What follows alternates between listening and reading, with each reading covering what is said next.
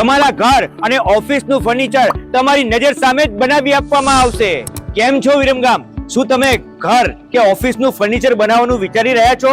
તો આવી જાવ શ્રીરામ વુડન ફર્નિચરમાં કે જેઓ છેલ્લા 30 વર્ષથી ફર્નિચરનું મેન્યુફેક્ચરિંગ કરે છે. તમારા ઘર અને ઓફિસને લગતું દરેક પ્રકારનું ફર્નિચર અમે મેન્યુફેક્ચરિંગ કરીએ છીએ.